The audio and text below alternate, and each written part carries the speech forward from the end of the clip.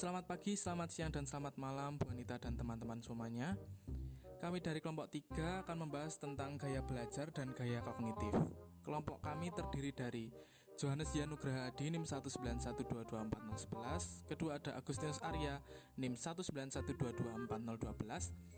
Ketiga ada Anastasia Dinanti NIM 191224013. Keempat ada Cindy Amelia David NIM 191224014. Dan yang terakhir Kevin Arjuna Putra 191224015. Bagi siswa, dengan mengetahui gaya belajarnya, mereka diharapkan dapat menyerap informasi secara maksimal bergantung pada pembelajaran berlangsung sesuai gaya belajarnya.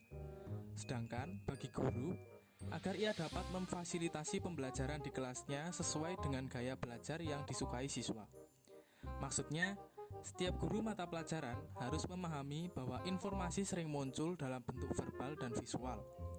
Dan sebagian besar informasi akan hilang pada seseorang yang tidak memfungsikan kedua keterampilan ini dengan baik. Dalam konteks pembelajaran di kelas, jika guru mengajar dengan gaya yang kurang diminati siswa akan merasakan ketidaknyamanan. Di sisi lain, jika guru hanya mengajar dengan menggunakan gaya belajar tertentu yang hanya disukai siswa, dapat berakibat para siswa ini mungkin tidak mengembangkan kecekatan mental yang mereka perlukan untuk berprestasi di kelas atau mencapai potensi sebagai profesional. Oleh karena itu, tujuan pendidikan seharusnya membantu siswa untuk mengembangkan kemampuan mereka baik dalam gaya belajar yang disukai maupun yang kurang disukai. Berbagai gaya belajar yang digunakan akan memberikan kerangka yang baik dalam merancang pengajaran dengan perspektif yang luas. Tujuannya adalah untuk memastikan bahwa kebutuhan belajar para siswa dalam tiap kategori gaya belajar dapat terpenuhi. Setidaknya untuk sebagai waktu pembelajaran di kelas. Hal ini disebut sebagai teaching around the cycle. Harapan tersebut sebagaimana terdapat dalam Undang-Undang Nomor 20 Tahun 2003 tentang Sistem Pendidikan Nasional pada Bab 1 Pasal 3 menyatakan bahwa pendidikan nasional berfungsi mengembangkan kemampuan dan membentuk watak serta peradaban bangsa yang bermartabat dalam rangka mencerdaskan kehidupan bangsa. Bertujuan untuk berkembangnya potensi peserta didik agar menjadi manusia yang beriman dan bertakwa kepada Tuhan Yang Maha Esa, berakhlak mulia, sehat, berilmu, cakap, kreatif, mandiri, dan menjadi warga negara yang demokratis serta bertanggung jawab. Presentasi selanjutnya akan dilanjutkan oleh teman saya. Baik, selanjutnya saya akan menjelaskan mengenai teori gaya belajar menurut Fleming, yaitu dikenal dengan gaya belajar FARC, yang berfokus kepada modalitas sensorik siswa dalam merespon setiap materi pelajaran yang sesuai dengan pilihan belajar mereka. Siswa akan belajar dengan baik jika siswa menggunakan serta mengoptimalkan kecenderungan modalitasnya tersebut. Berikut ini adalah karakteristik gaya belajar FARC, yaitu visual, auditory, read atau write, dan kinestetik. Yaitu yang pertama visual. Visual merupakan gaya belajar yang menekankan pada objek yang dilihat. Dalam gaya belajar ini, sebaiknya metode belajar yang digunakan adalah dengan cara menitik beratkan pada media atau alat peraga yang berhubungan dengan materi tersebut. Cara lain yang dapat digunakan yaitu mengubah materi-materi tersebut ke dalam bentuk gambar yang mudah dimengerti. Pada orang visual, mereka lebih cepat menyerap materi dengan diagram ataupun video yang diberikan. Ciri-ciri tipe belajar visual yaitu lebih mudah memahami diagram dan gambar dalam menerima materi. Yang kedua, tidak terlalu terganggu dengan keributan ketika belajar. Dan yang ketiga, biasanya gemar mencoret-coret ketika menerima informasi. Dan yang keempat, lebih menyukai seni gambar daripada musik. Yang kedua ada auditory. Tipe belajar ini lebih cepat menyerap informasi dengan cara mendengar dan merasa kesulitan menerima informasi dengan tulisan. Yang ditekankan pada jenis gaya belajar ini adalah musik, irama, dialog internal, dan suara. Oleh karena itu, seorang auditori lebih cepat menangkap informasi dengan cara diskusi verbal atau mendengarkan apa yang disampaikan dosen dan guru pembimbing. Ciri-ciri tipe pembelajar auditori yang pertama yaitu berbicara dengan irama yang terpola. Kedua, baik dalam berbicara dan bercerita. Yang ketiga, senang berbicara keras dan mendengarkan. Yang keempat, suka berbicara kepada diri sendiri. Yang ketiga yaitu read atau write. Para pelajar read atau write, mereka merupakan tipe pembelajar yang suka memproses informasi secara tertulis, lalu membacanya secara berulang-ulang. Dengan membaca secara berulang-ulang, siswa akan memahami informasi dengan baik. Selain itu, siswa juga menyukai kegiatan tulis-menulis. Kegiatan tersebut dapat berupa merangkum kembali penjelasan guru ke dalam buku dan mencatatnya dengan menggunakan bahasa sendiri. Selain itu, tipe pembelajaran ini siswa membutuhkan buku teks untuk menyerap informasi. Kemudian yang keempat ada kinestetik. Pada tipe belajar ini, seseorang cenderung menggunakan gerakan fisik atau praktik secara langsung.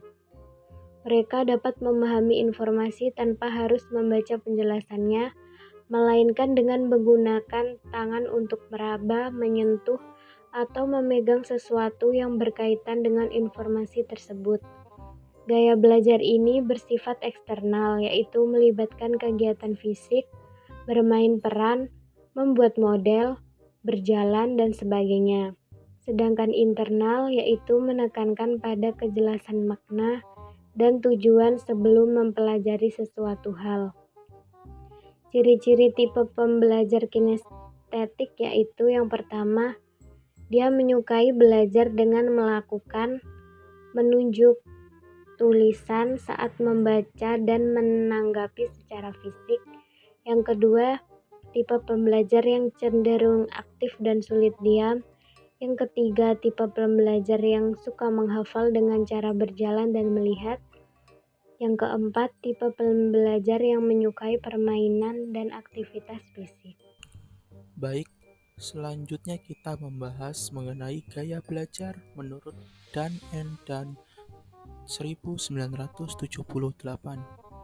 Menurut Dan and Dan, terdapat 5 pengaruh pembelajaran. Pertama, lingkungan langsung. Lingkungan langsung menentukan lingkungan yang nyaman untuk belajar. Contoh lingkungan langsung ada suara, cahaya, dan suhu.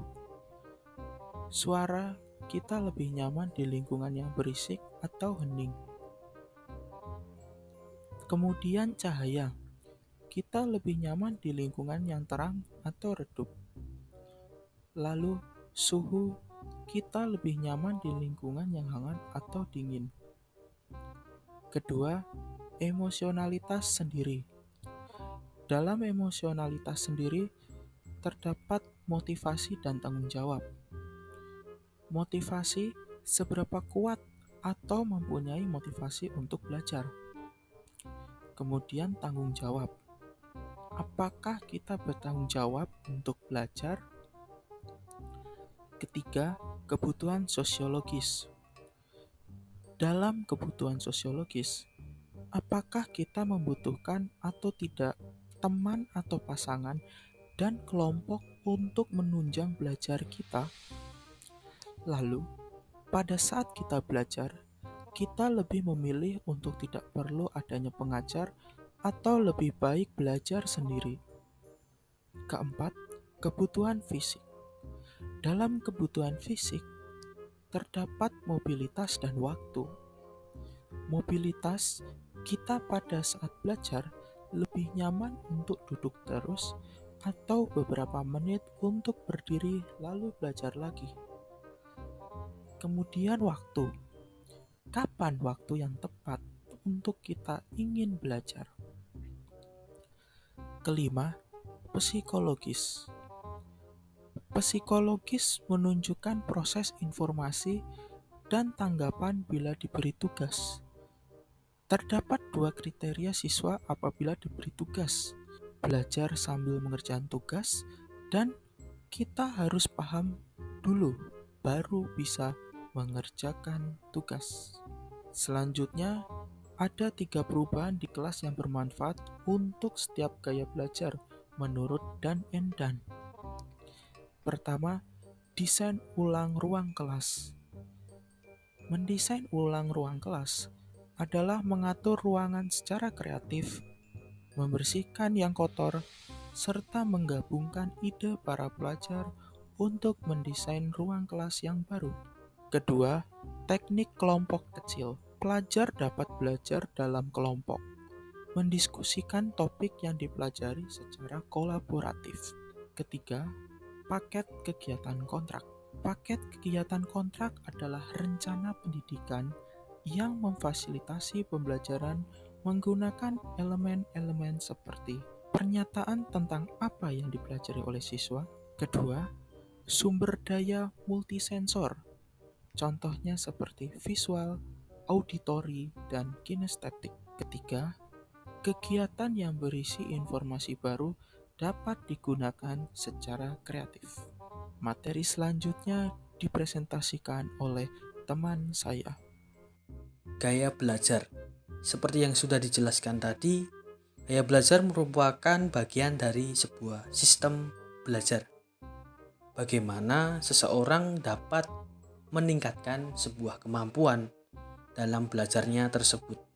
Selain itu juga sistem belajar ini bisa menjadikan seseorang menjadi sebuah kenyamanan untuk dilakukan secara teratur setiap hari. Dalam gaya belajar ini dibagi menjadi banyak. Menurut Learning and Skill Research Center di Inggris, terdapat sebanyak 71 teori gaya belajar. Nah, untuk kelompok kami, gaya belajar yang pertama diambil dalam teori yang dicetuskan oleh Peter Honey dan Alan Mumford pada tahun 1982. Mereka membagi sistem belajar berdasarkan 4 karakteristik, yaitu pertama, aktivis. Yang pertama, orang dengan gaya belajar aktivis itu cenderung lebih suka learning by doing. Bagaimana dia belajar sambil praktik. Sehingga dengan pemahaman teori, orang dengan gaya belajar aktivis ini belum tentu paham betul. Yang kedua, orang dengan gaya belajar aktivis cenderung memiliki pemikiran yang lebih terbuka dan suka mencari pengalaman baru. Cara belajar yang cocok untuk aktivis yaitu melalui problem solving, diskusi kelompok atau berkompetisi dengan temannya. Yang kedua yaitu golongan teoris atau ahli teori. Kebalikan dari golongan aktivis, teoris ini lebih suka menggali dan mempelajari teorinya sebelum praktik. Saat praktik pun dia lebih suka mengikuti teori yang sudah dipelajari. Makanya cara belajar yang lebih cocok untuk teoritis ini adalah gaya belajar yang melibatkan membaca atau aplikasi dari sebuah teori tersebut. Yang ketiga yaitu golongan pragmatis. Golongan pragmatis ini lebih cenderung ke bagaimana dia bisa menilai suatu pembelajaran itu yang dapat disimpulkan atau simpel ya, sehingga dia dapat berpikir secara praktis. Maksud dari praktis ini yaitu dia benar-benar dapat menyimpulkan hasil belajarnya itu atau proses belajarnya itu terjun langsung ke kehidupan sehari-hari. Semisal dalam suatu problem solving dan studi kasus. Mereka lebih suka seperti itu karena mereka praktis mengambilnya. Karena dia sudah dilatih dengan sebuah pengalaman yang terjun dalam pengalaman itu.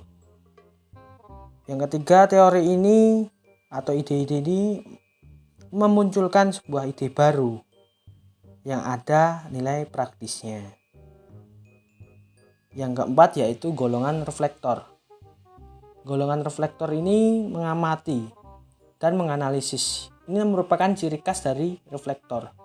Karena mereka lebih suka dalam pengamatan itu, dia itu mudah untuk memahami suatu kajian atau dalam proses teori maupun praktik.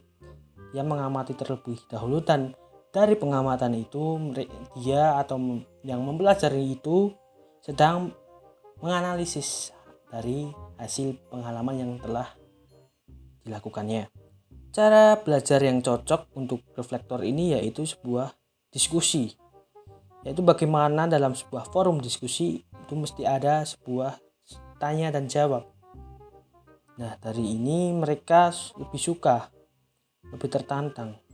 Dan mereka cenderung ke hal-hal yang murni atau yang itu pasti, yang sudah diriset atau dapat dibuktikan dengan kebenarannya. Teori ini juga lebih disukai oleh reflektor karena mereka suka mengamati dan menganalisis dari data tersebut. Pembahasan yang kedua yakni gaya kognitif. Apa sih gaya kognitif itu dan mengapa kita harus mempelajari gaya kognitif? Menurut pakar bernama Give, gaya kognitif adalah bagian dari gaya belajar yang menggambarkan kebiasaan berperilaku tetap pada diri seseorang dalam menerima, memikirkan, memecahkan masalah, dan mengingat kembali informasi. Sedangkan menurut Winkel, gaya kognitif adalah cara yang khas yang digunakan seseorang dalam mengamati dan beraktivitas mental di bidang kognisi, bersifat individual dan kerap kali tidak disadari dan cenderung bertahan. Dari pengertian tersebut, inti dari gaya kognitif adalah bagaimana cara yang konsisten bagi seseorang saat berproses memperoleh pengetahuan. Lalu, mengapa kita harus belajar gaya kognitif? Tentunya agar kita dapat memiliki pengetahuan mengenai kategori apa sih kita dalam kognisi. Winkel pada tahun 1996 membedakan gaya kognitif dalam beberapa jenis berdasarkan kecenderungan. Yang pertama, kecenderungan bergantung pada medan atau field dependent, dan kecenderungan tidak bergantung pada medan atau field independent. Kecenderungan bergantung pada medan adalah seseorang yang menerima materi secara global, terstruktur, memerlukan pengorganisasian, dan bantuan dari luar untuk mencapai tujuannya. Sedangkan cenderung tidak bergantung pada medan adalah menerima materi secara analitik, tidak membutuhkan petunjuk secara terperinci, tidak begitu memerlukan pengorganisasian, dan tujuan dapat dicapai dengan penguatan diri. Yang kedua, kecenderungan konsisten atau mudah meninggalkan cara yang telah dipilih dalam mempelajari sesuatu. Kecenderungan ini merupakan contoh gaya seseorang dalam menerima suatu informasi. Jika konsisten menggunakan cara yang telah dipilih untuk mempelajari sesuatu, maka orang tersebut akan terus-menerus menggunakan cara itu. Sedangkan apabila mudah meninggalkan cara yang telah dipilih, maka orang tersebut lebih berorientasi pada penyesuaian materi yang sedang ia pelajari. Yang ketiga, kecenderungan luas atau sempit dalam pembentukan konsep. Berkaitan dengan kesukaan seseorang dalam menyusun kategori konsep, baik secara luas ataupun sempit. Apabila luas, maka seseorang itu lebih suka menggali pengetahuannya secara lebih banyak dan beragam. Apabila sempit, maka seseorang itu lebih suka menggali pengetahuan yang hanya ia perlukan saja. Yang keempat, kecenderungan sangat atau kurang memperhatikan perbedaan antara objek-objek yang ia amati. Kecenderungan ini menggambarkan kondisi seseorang dalam menitik beratkan perhatiannya pada suatu informasi. Apakah lebih suka memperhatikan dengan detail atau sebatas lalu saja?